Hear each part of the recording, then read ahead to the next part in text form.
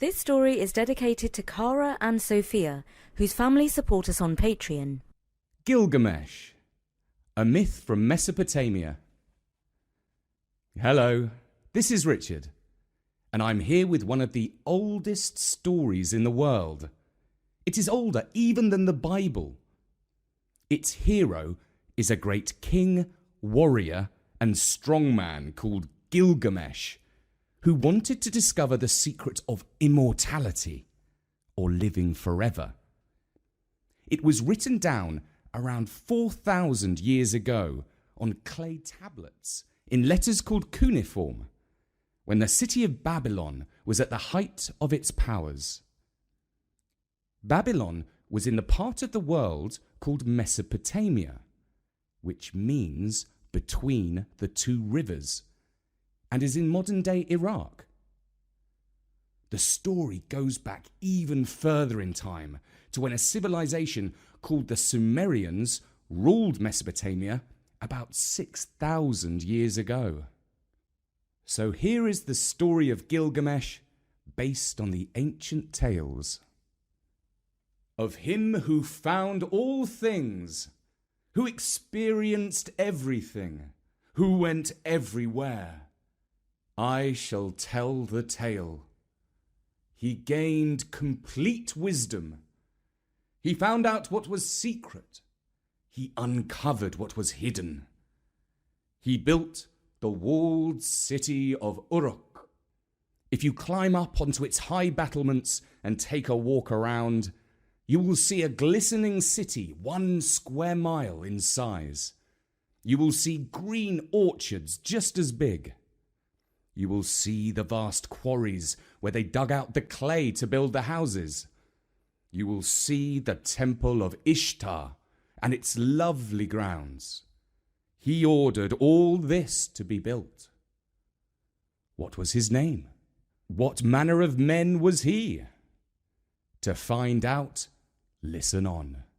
For now I shall take out the copper box, undo the bronze lock, lift up the tablet made of blue lapis lazuli, and read the story of Gilgamesh. He was the king of Uruk. He walked out in front of vast armies. He fought with the ferocity of a wild bull. He opened up passes through the mountains. He dug wells and quarries in their sides. He crossed the vast oceans. 2/3 of him was divine, and 1/3 mortal. Gilgamesh was the shepherd of his people, but he was also a bully. Young men he beat up. Girls he kissed against their will. Parents and elders he disrespected. The gods received many complaints about him. They came up with a plan to tame the king with superhuman strength. Anu, the lord of the skies, spoke to Aruru, the goddess of creation. He asked her to make a rival strongman to challenge the arrogance of Gilgamesh. Aruru took a piece of clay from her side and pinched it into the shape of a man, and then she threw the mannequin into the open countryside. As he lay on the grass, Lord Anu threw a skybolt at him. The lightning cursed through his body and brought him to life. The man's name was Enkidu, and he was wild and strong. His whole body was shaggy like a wolf, and the hair on his head was long, like a woman's. He knew no people, and he ate and drank with the cattle and the deer. One day, a hunter came face to face with the wild man by the river. Enkidu gave the hunter such a look that he almost died of fear. The hunter staggered in a daze back to his father. At first, he was unable to speak.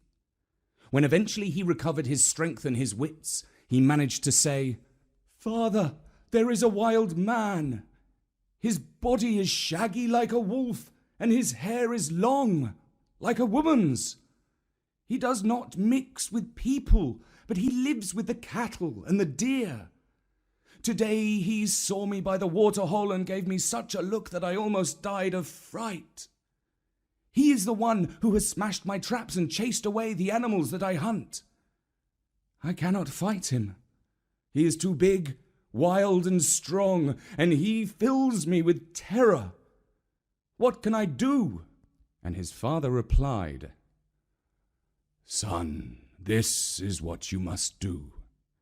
You must go to the glistening city of Uruk, speak to the great king Gilgamesh, and ask him to send a woman who will tame this wild man."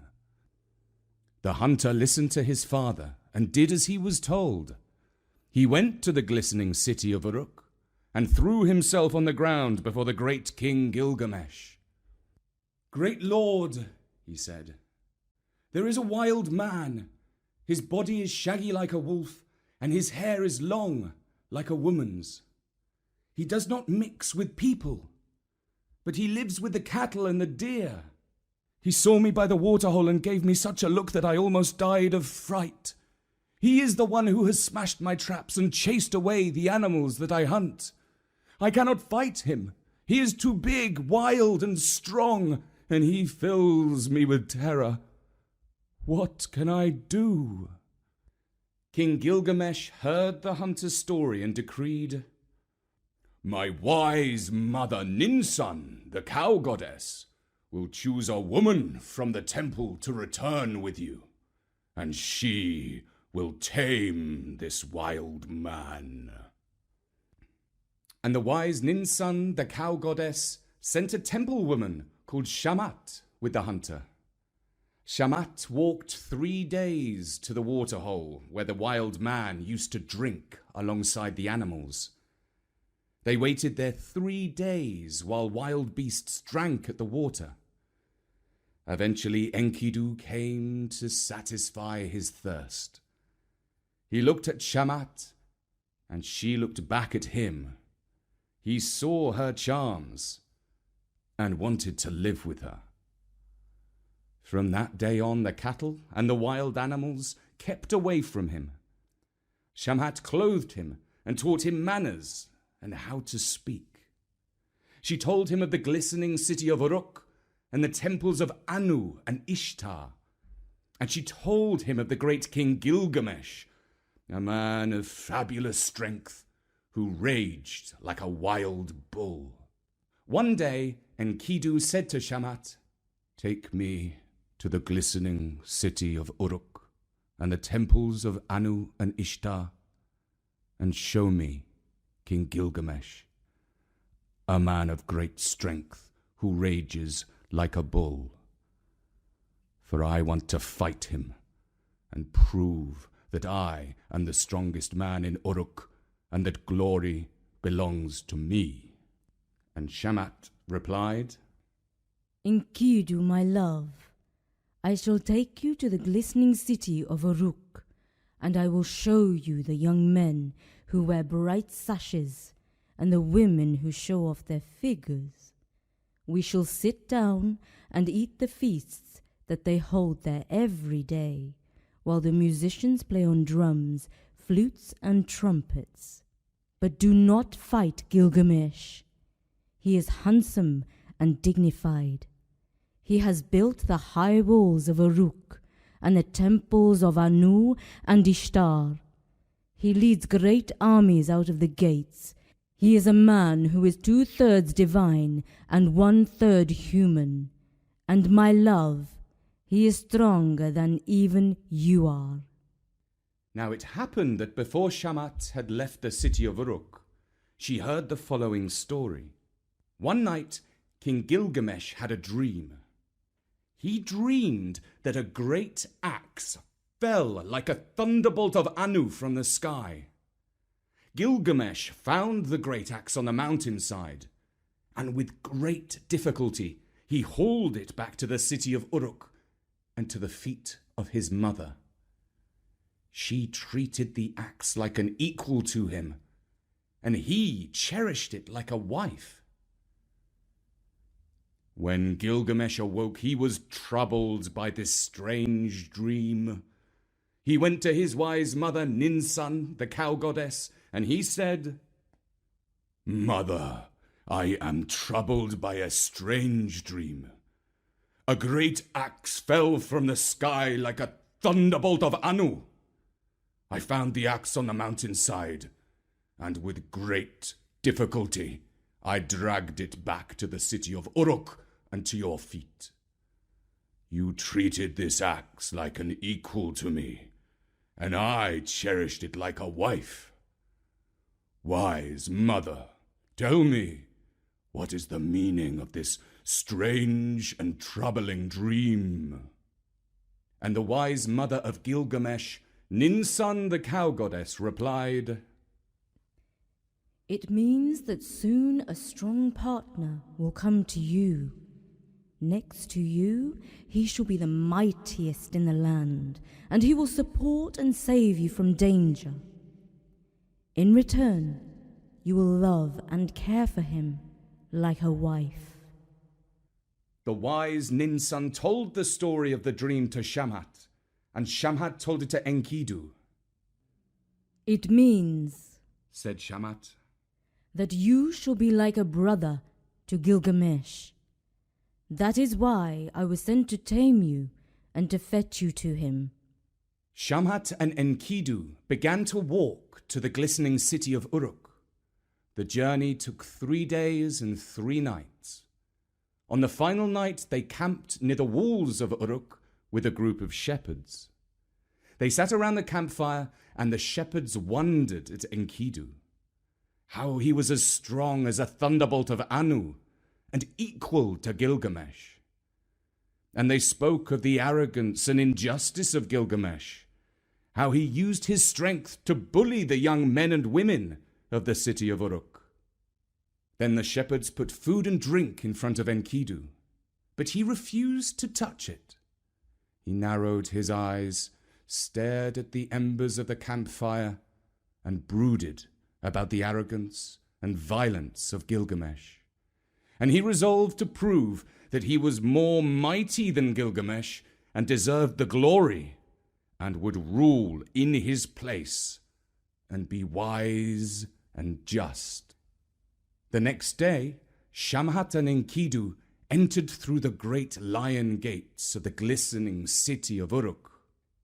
They saw the temples of Anu and Ishtar, and the young men who wore bright sashes, and the women who showed off their figures and feasted every day while the musicians played. And then Enkidu went to the house of Gilgamesh's father-in-law and stood before the door. When the king arrived at the house of his father-in-law, with his soldiers around him, Enkidu barred the way and would not allow him to enter. The 2 men, as mighty as thunderbolts of Anu, began to fight. The door frames of the great city of Uruk shook, and the mighty walls trembled. They fought and they grappled, they pushed and they shoved, and they punched, they wrestled and they clawed, and they bit and they scratched. In the end, Gilgamesh, who was 2/3 god and 1/3 human, proved that he was the strongest, but only just. And the wise mother of Gilgamesh, Ninsun, the all-knowing, spoke to her son and said, "Here is Enkidu, who grew up on the mountainside where he grappled with wolves. His body was shaggy, his hair grew as long as a woman's. He lived among the cattle and deer until Shamat, the temple woman, tamed him. He is the axe that you saw in your dream. He is the strongest of all men after you. He shall be your friend and supporter, and you shall cherish him like a wife. I shall treat him as equal to you, and I hereby adopt him as my son, even though he was not born to me. From henceforth, Enkidu shall be your brother. And that is where we will leave the story of Gilgamesh for now. But I will be back soon with the next part of the heroic tale from ancient Mesopotamia, in which Gilgamesh and Enkidu fight the monster called Humbaba. For now, from me, Richard, at storynori.com, goodbye. Thank you, Richard. It was fun recording that with you. And before we leave, I would like to thank Cara, age 6, and Sophia, age 2, whose family support us on Patreon. Their father, Andrew Chung, writes, Cara loves the Peer Gynt stories most of all. Story Nori fills our trips to school with adventure and wonder. Keep up the amazing work, and we are proud to support you and the crew through Patreon. Well, thank you very much to all of you for helping us. We really do appreciate and need your support. And to those of you who are kind enough to support us with $5 a month, please send us a little message that we can read if you would like us to give you a shout out. And for now, from me, Jana, at storynori.com, goodbye.